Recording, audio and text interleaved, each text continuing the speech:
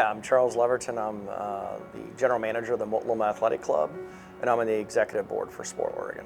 So I was born in Germany to an American father and a German mother, and through a bunch of life changes, I've lived in Europe, I've lived in the United States, mostly pretty modest living. My family has never earned more than $25,000 of combined income. So I use sport as a way to elevate myself consistently, both as a young kid just trying to find a way to fit in, all the way to high school, and then paying my way to college, and then eventually using that in a professional sense as well to try to move on to the next careers. Sport for me has kind of been the resetting of everything and the lessons that I've learned.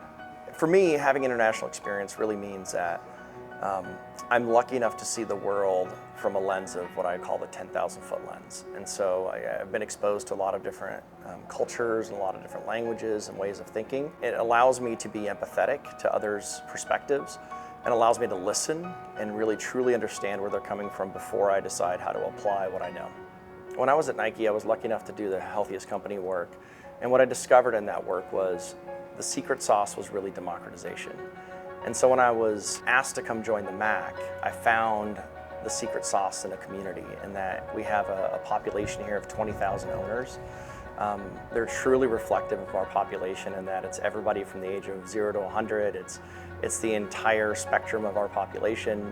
And here I can really understand what it means to move a large community. Where at a corporation, for a company that's designed to do it, you can really pick your audience.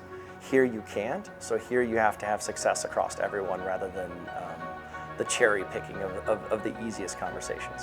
Gosh, there's nothing like having 20,000 bosses every single day. So the MAC is a unique challenge in that our scope and our complexity, it's unique.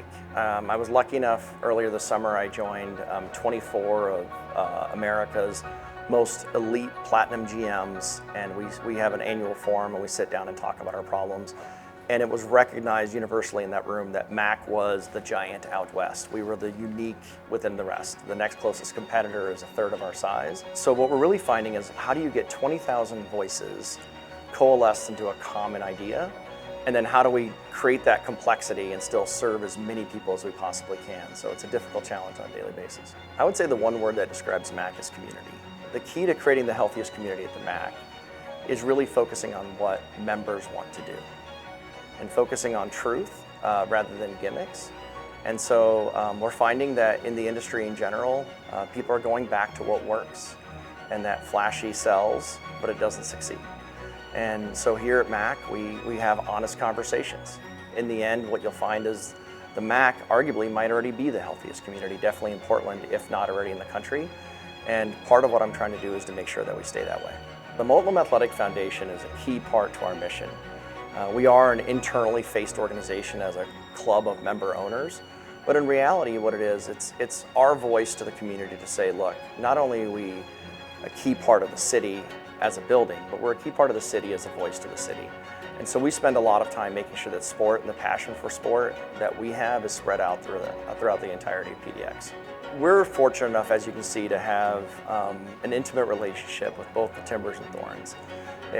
It's a value to us from an entertainment perspective that we get to watch some of the most amazing elite athletes participate on a weekly basis from our own house.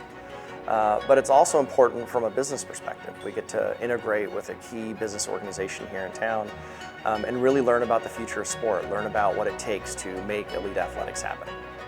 I get asked a lot about how to better integrate holistic health into people's lives.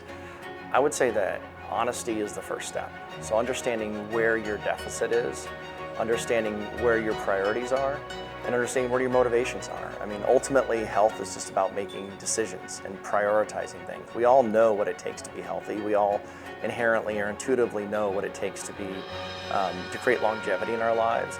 It's, are we truly prioritizing things? I ask people all the time, where do you spend your money and where do you spend your time? And that will tell me where you're prioritizing health or where you're not. For me, work-life integration is key. I don't say balance because for me, sport is everything, both personal and professional. I coach soccer at the Lake Oswego Soccer Club, and I have a U13 girls team that I help coach, and they are my passion. I spend most of my free time with them.